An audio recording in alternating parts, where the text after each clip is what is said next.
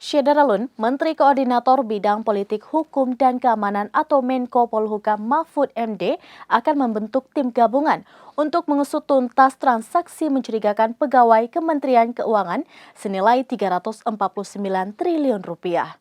Berikut informasi selengkapnya untuk Anda. Hal itu disampaikan Menko Polhukam sekaligus Ketua Komite Koordinasi Nasional Pencegahan dan Pemberantasan Tindak Pidana Pencucian Uang atau Komite TPPU saat konferensi pers di kantor PPATK Jakarta Pusat pada Senin 10 April 2023.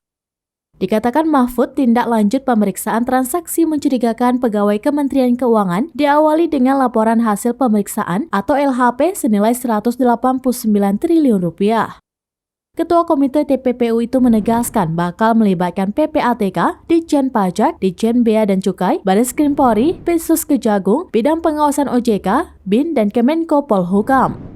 Sebelumnya terjadi perdebatan sengit antara anggota Komisi 3 DPR dengan Mahfud dalam rapat dengar pendapat itu yang membahas terkait dugaan transaksi mencurigakan sebesar 349 triliun rupiah di Kementerian Keuangan pada 29 Maret 2023 lalu.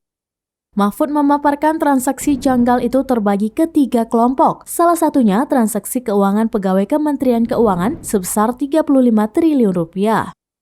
Mahfud melanjutkan ada pula transaksi keuangan mencurigakan yang diduga melibatkan pegawai Kementerian Keuangan dan pihak lain sebesar 53 triliun rupiah.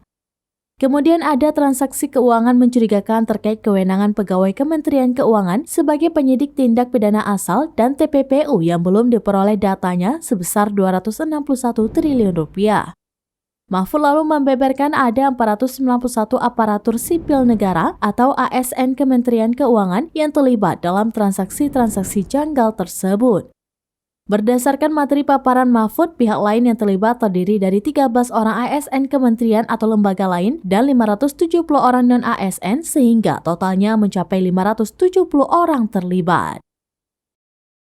Demikian informasi terkini, Syederalun, saksikan terus beragam informasi menarik lainnya di kanal YouTube dan juga Facebook seramines.com.